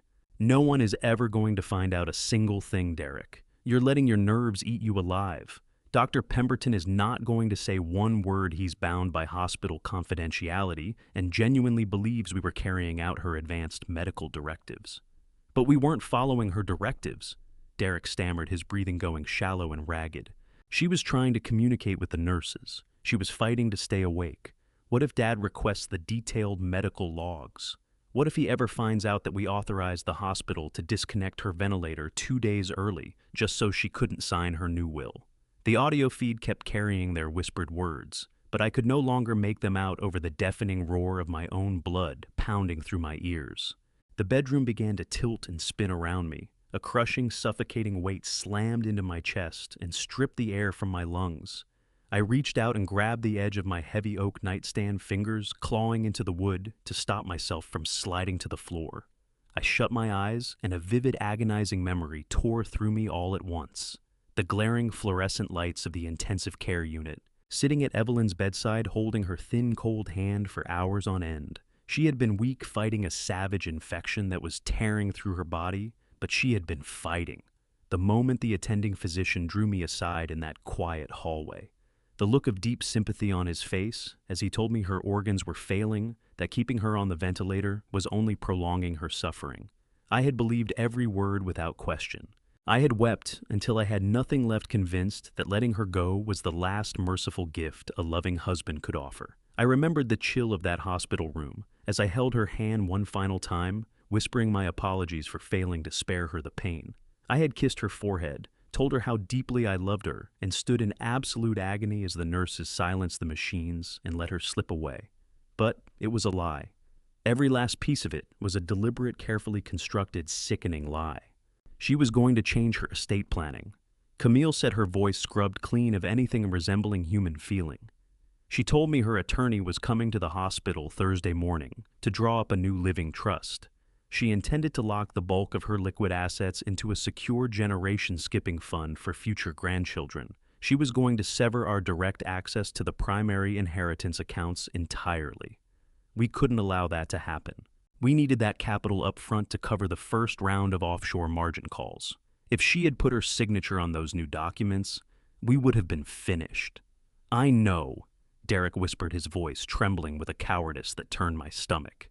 I know why it had to be done, but she was still my mother, Camille. We walked into that administrative office, told them Dad was too emotionally compromised to make the hard medical calls, and we used our emergency proxy to sign the termination orders. We killed her. We did not kill her. Camille snapped back, her tone radiating a pure and absolute evil. Her body was already shutting down. We simply moved the process forward to protect our financial future. It was a difficult business decision, Derek, and it worked. We received the inheritance payout. We secured the house. And now, we're leaving for the Caribbean. Bury that guilt right now. The old man is being transported to a windowless asylum on Friday morning. There is no one left to ask any questions. I slowly opened my eyes. The suffocating wave of grief that had been pulling me under for 3 weeks evaporated into the cold, still air of that room. The gnawing, terrible sadness of losing Evelyn was burned away in an instant, consumed by a blazing, catastrophic inferno of pure rage. The fury coursing through my veins was so ferocious, it actually stilled my trembling hands. My mind arrived at a terrifying, flawless clarity. I was no longer a mourning widower. I was a man who had just uncovered a murder. I had spent my entire life pouring everything I had into building a good, comfortable world for my son. I had sacrificed my own ambitions, grinding through punishing hours on dangerous oil rigs just to make sure he never knew a single day of real hardship. I had loved him with everything I was. But the man sitting in my living room, drinking my wine and chattering about a tropical getaway, was no longer my son.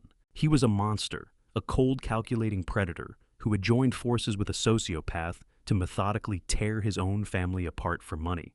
They had turned my profound love for my wife into a weapon. They had exploited my grief to slowly erode my mind with every intention of sealing me inside a concrete cell for the rest of my days, stripping away every human right I possessed just to cover their tracks. But that was only the lesser crime. The true depth of what they had done was far worse than anything I could have conceived. The financial fraud, the fake nursing home, the stolen house, all of it shrank to nothing against the horrifying truth still ringing in my ear. My blood turned to ice. They hadn't simply abandoned me to escape a cartel debt.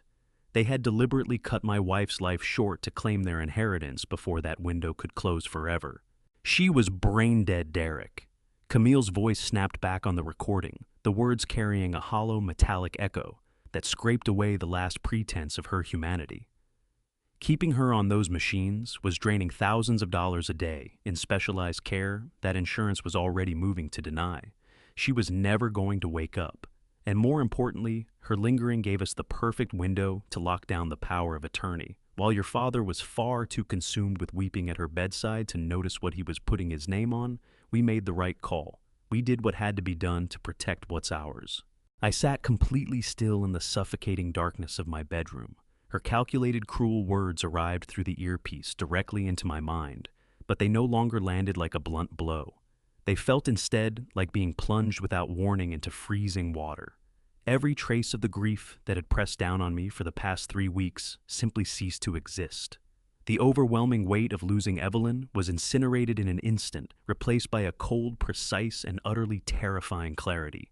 I was no longer a mourning man. I was no longer a confused, broken old man waiting to be carted off to a windowless asylum. I was a structural engineer. I had spent 40 years of my professional life studying catastrophic failures, locating the weak points in massive offshore platforms, and methodically bringing down immense structures under extreme pressure. I closed my eyes and let that analytical part of my brain come fully awake.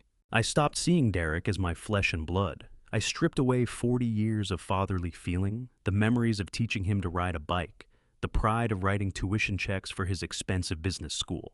I severed those ties, deliberately reducing him and his ruthless wife to nothing more than a dangerous, unstable variable inside a complex equation. They were a catastrophic failure in the structural integrity of my family, a cancer that had consumed my life and murdered my wife for a quick financial payout. And like any compromised structure beyond saving, they needed to be dismantled, methodically, ruthlessly, and permanently. I listened to the remainder of their low conversation with complete unwavering detachment. Derek eventually stopped voicing his hollow guilt, his shallow conscience soothed with ease by Camille's venomous reassurances. They drifted back to eagerly mapping out their beachfront villa in the Bahamas, debating whether to bring in a private chef or lean on local catering after they landed. They clinked their wine glasses one final time, the sharp ring of crystal sealing their pact. I heard the sofa groan as they rose, then the soft fall of footsteps climbing the carpeted staircase to the guest room.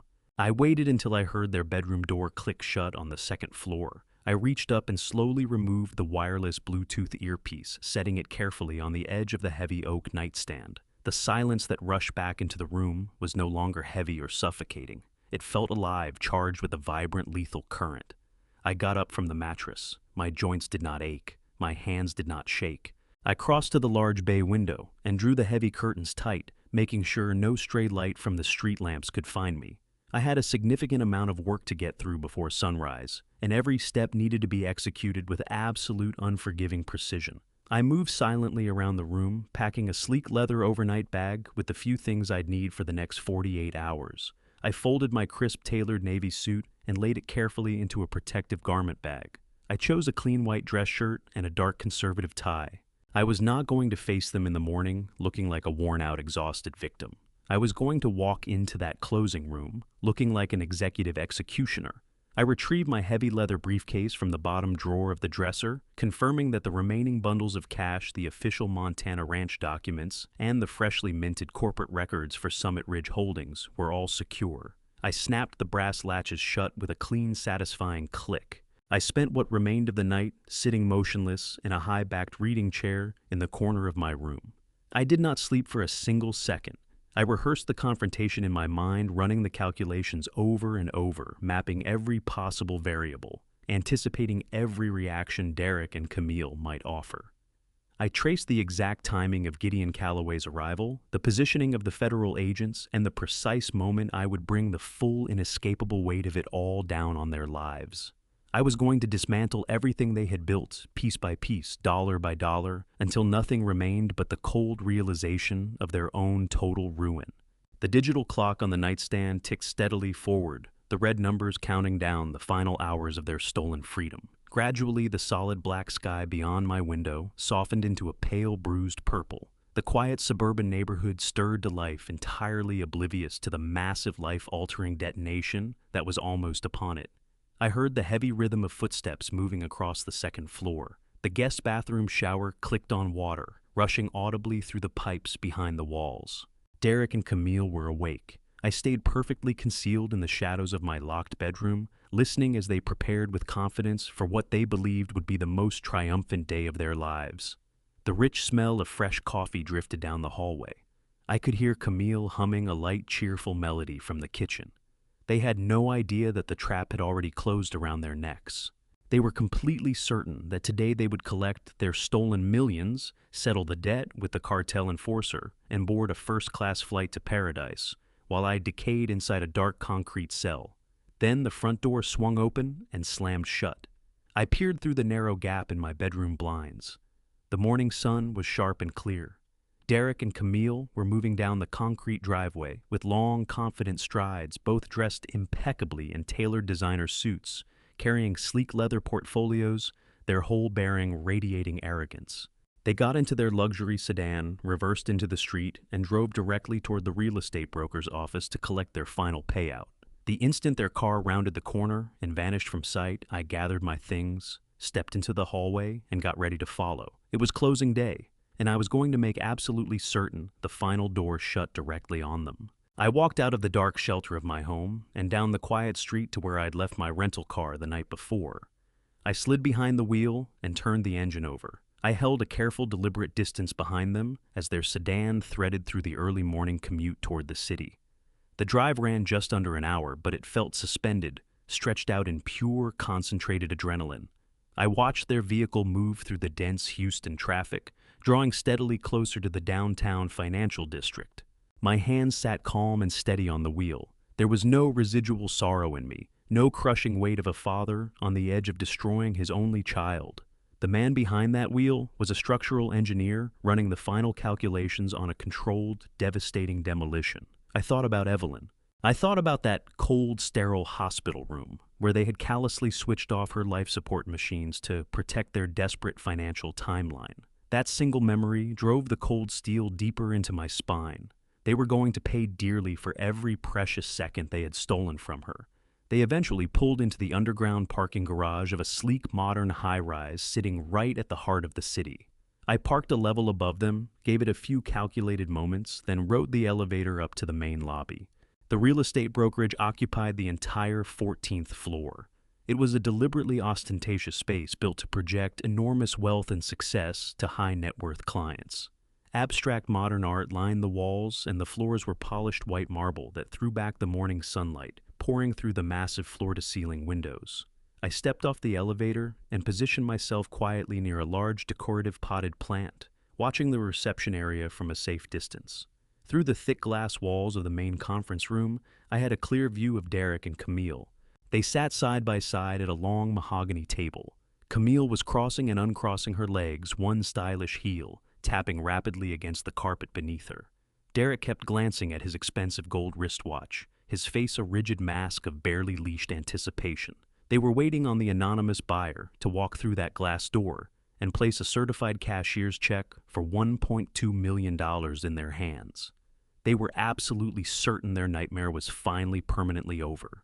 I drew my smartphone from my inner jacket pocket and checked the time. It was exactly 8:45 in the morning. The official closing was set for 9. I turned my attention toward the elevator bank at the far end of the marble lobby. The polished metal doors parted with a soft, melodic chime. Gideon Calloway stepped out into the corridor. He was wearing an impeccably fitted navy blue suit, his sleek leather briefcase held firmly in his right hand. He moved like an apex predator, walking into a pool of particularly vulnerable prey. He found me immediately and gave a sharp, brief nod of acknowledgement. We had spent the past 48 hours coordinating every detail of this moment down to the last second. He had contacted the appropriate federal authorities the instant he completed the legal transfer of my property into the secure Montana corporate vault. Together, we had handed them irrefutable proof of the forged power of attorney, the attempted wire fraud, and the ongoing conspiracy to sell a stolen high-value asset across state lines. This was no longer a messy civil dispute over family money. It had become a substantial, airtight federal crime, carrying severe legal consequences. I drew a slow, steadying breath and smoothed the crisp lapels of my dark suit.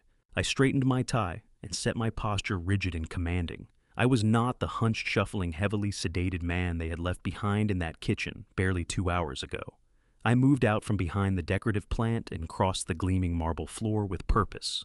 My dress shoes struck the stone in a sharp, steady rhythm, a measured march toward what was coming.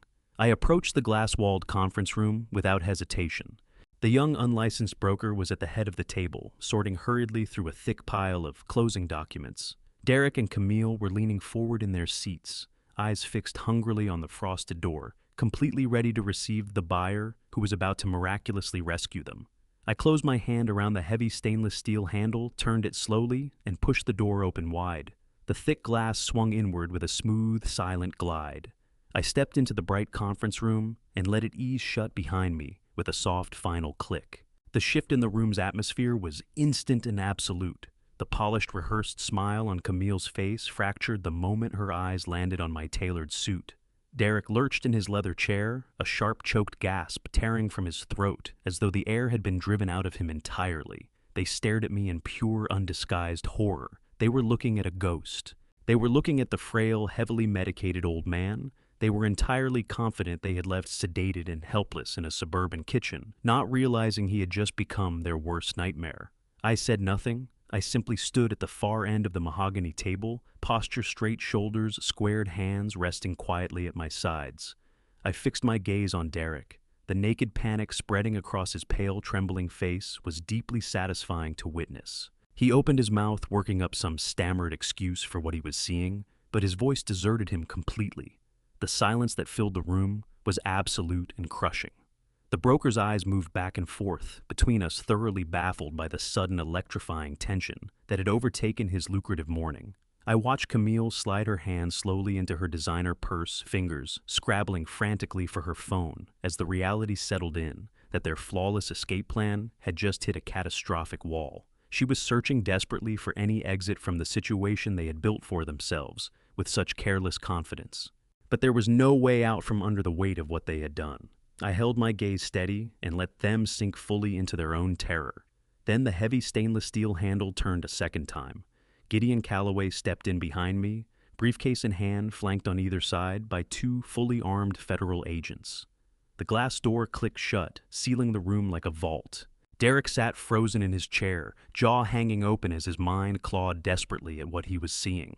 His eyes moved from me to the federal agents and back again, his chest rising and falling in shallow, rapid bursts. He tried to speak, but what came out was nothing but a broken stammer. He raised his trembling hands and gestured toward the briefcase on the table, asking what was happening, his voice fracturing under the weight of his panic. He shot a look at Camille, silently begging her to produce one of her smooth, convincing lies. But she was completely paralyzed. The commanding aura she had carried into that room just minutes earlier had drained away entirely, leaving behind nothing but raw, exposed terror. The unlicensed broker shoved his chair back hard, the metal legs screaming against the polished floor. He threw his hands up quickly, insisting he had no idea what was happening, that he was just an independent contractor who knew absolutely nothing about any criminal activity. Gideon Calloway paid him no attention whatsoever. He moved with a calm, unhurried precision toward the head of the conference table, his dress shoes silent on the carpet. He set his leather briefcase on the mahogany surface and snapped the brass latches open with a sharp crack. He reached in and withdrew a thick, meticulously organized legal file. He did not look at Derek or Camille with any trace of anger. He regarded them with the cold, clinical detachment of an exterminator, assessing a serious infestation. He tossed the file onto the center of the table. The heavy stack of documents slid across the polished wood and came to rest just inches from Camille's trembling hands. Gideon straightened his suit jacket and cleared his throat, drawing the complete attention of everyone in that room. When he spoke, his voice carried the deep, resonant authority of someone entirely accustomed to being listened to. "Allow me to formally introduce my client," he said, gesturing toward me with measured respect. "You may know him as your father, but in the professional financial world, he is recognized as the sole proprietor and acting chief executive officer of Summit Ridge Holdings." Derek stared at Gideon in bewilderment, his furrowed brow signaling a mind working frantically to connect the pieces. He repeated the name Summit Ridge Holdings. Out loud, the unfamiliar corporate title sitting like ash on his tongue. Camille swallowed hard, her eyes cutting sharply toward the thick file now resting on the table. Gideon offered them a precise, humorless smile. He explained calmly that Summit Ridge Holdings was a privately managed investment firm with substantial liquid capital available for immediate deployment. He continued earlier that week, Summit Ridge Holdings had used its corporate channels to make direct contact with a specific unregulated offshore lending entity. Gideon leaned forward and placed both palms flat on the mahogany surface. "Summit Ridge Holdings has just legally purchased your delinquent $800,000 debt directly from the underground syndicate via secure corporate channels." He announced, allowing the full weight of those words to settle into the silence of the room. "We purchased your debt at a premium to guarantee a fast, uncontested transfer of financial liability. The dangerous men who were threatening to burn you alive are no longer hunting you. You don't owe them a single cent." For one brief, agonizingly foolish second, a wave of profound relief washed across Derek's pale face. He actually believed I had stepped in to save his miserable life. He thought the endlessly forgiving father he had spent years manipulating had come rushing in at the 11th hour to pull him out of the wreckage of his own catastrophic decisions. He exhaled a long, shaky breath and lifted his eyes to me, fresh tears already pooling in them. But Gideon Calloway was not done delivering his sequence of precisely timed detonations. He reached out and tapped one finger sharply against the top page of the legal file. However, Gideon continued his tone, dropping into a lethal sub-zero register. Because Summit Ridge Holdings absorbed your financial liability, we are now your sole and exclusive creditors, and we require immediate repayment in full.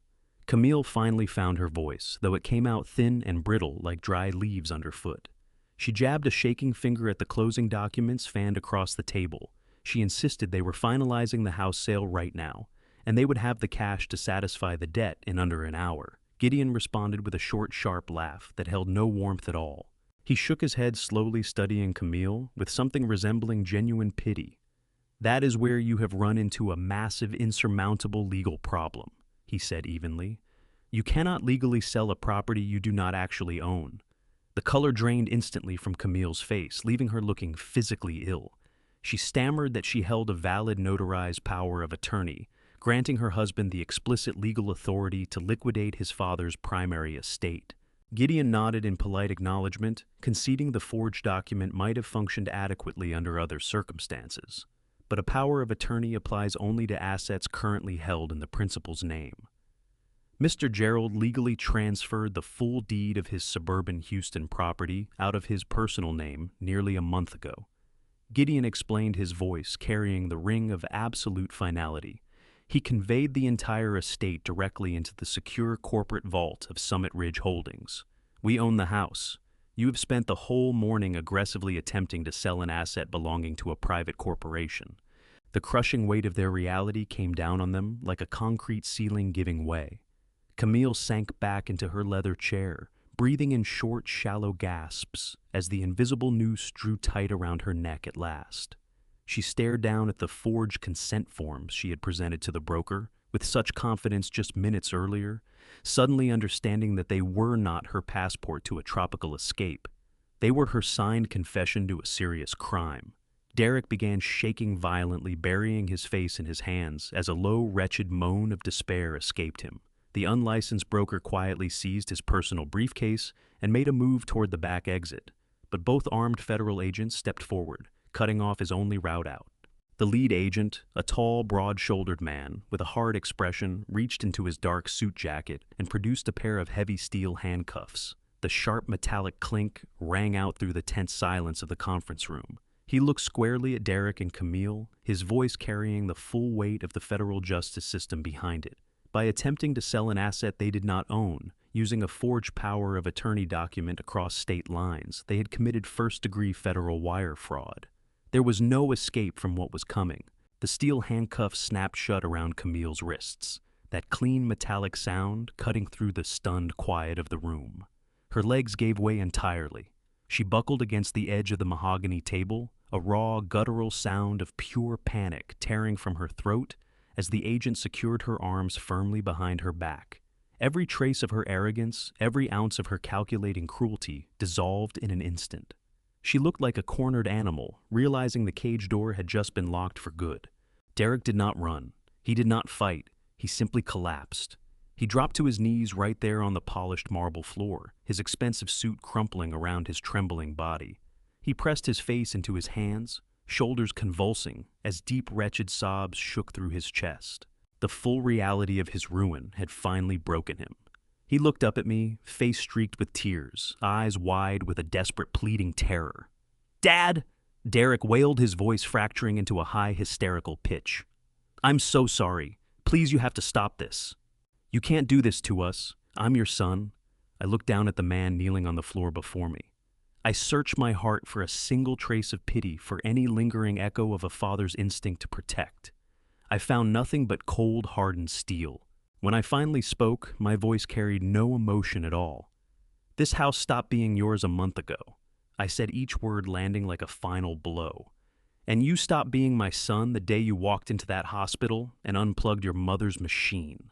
Derek let out a horrific, agonizing wail. He knew in that instant that I had heard the recording. He understood that his darkest, most unforgivable act had been dragged fully into the light. The second federal agent hauled him to his feet and secured his wrists in cold steel. Derek reached toward me, pleading for a mercy he had absolutely no right to expect, but the agents pulled him firmly away. Camille was weeping without restraint now, mascara cutting dark rivers down her pale cheeks as she was marched through the glass doors. I stood perfectly still and watched them walk through the real estate lobby in handcuffs. The unlicensed broker sat frozen in his chair, completely undone by the scale of the federal action that had just obliterated his profitable morning. He stared at his shaking hands, fully aware that his own illegal dealings were about to come under serious scrutiny.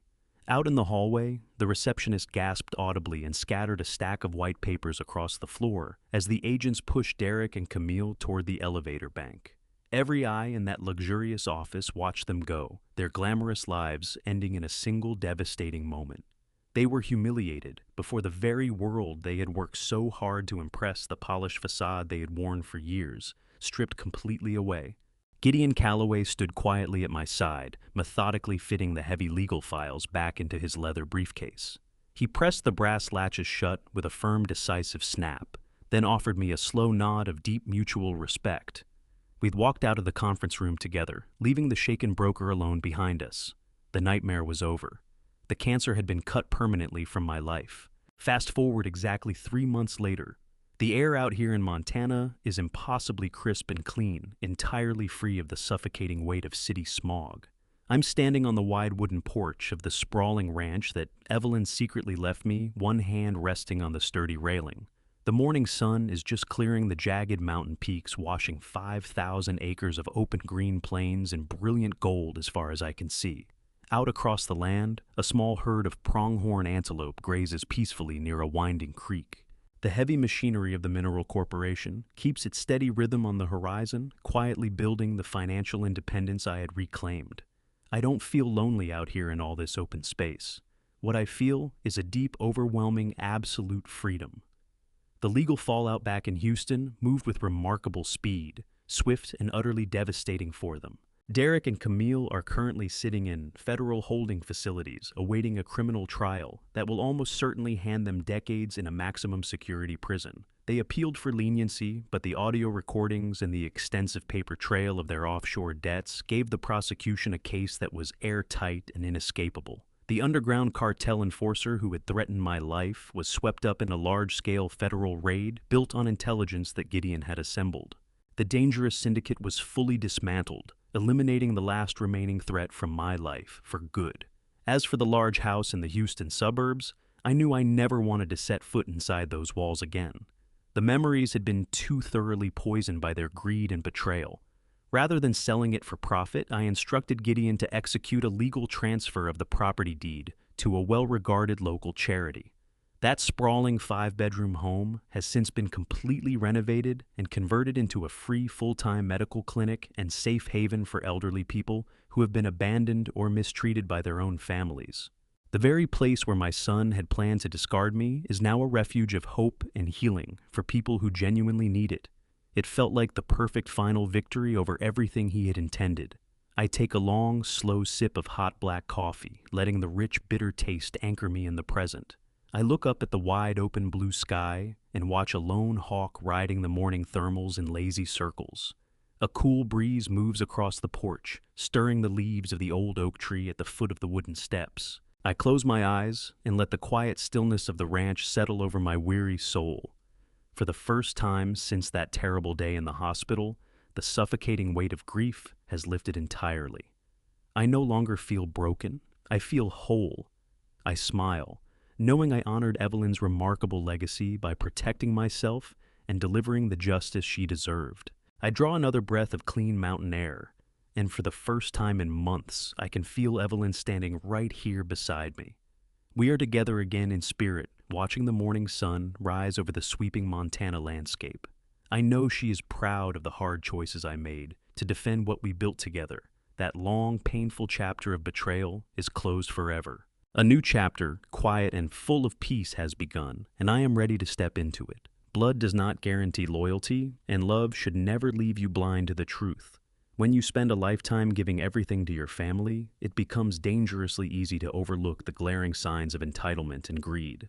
But real wisdom comes with age, and with the hard-won understanding that trust must be earned, never simply assumed.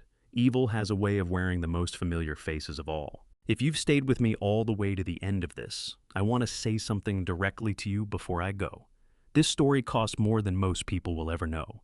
It cost Gerald the version of his son he had spent a lifetime believing in. It cost him the last days he might have had with Evelyn. I believe God allowed the truth to surface exactly when it needed to, not a day too soon and not a day too late. What came out of all that grief and betrayal wasn't just survival, it was clarity. The kind of hard-earned clarity that can only come from walking through the darkest room you've ever been in and finding the light switch yourself. If these grandpa revenge stories have taught me anything, it's that dignity doesn't ask for permission. Gerald didn't beg to be believed. He built the proof stood straight and let the truth do the work. And that is the lesson worth carrying. Here is what I hope you take with you. First, protect what you've built. Don't let love make you careless with the things that matter. Second, when something feels wrong, trust that feeling, gather your evidence quietly before you move. Third, the people who claim to speak for you can sometimes be the ones working hardest against you. Verify everything. Fourth, if someone you raised becomes a danger to you, honoring them does not mean surrendering to them. These father stories remind us that a parent's strength doesn't disappear with age. Sometimes it deepens into something far more formidable. If this story moved, you leave a thought in the comments. I read them. Share it with someone who might need it today. And if you haven't yet subscribed to Grandpa's Revenge so the next story finds you, thank you for listening. I'll see you in the next one.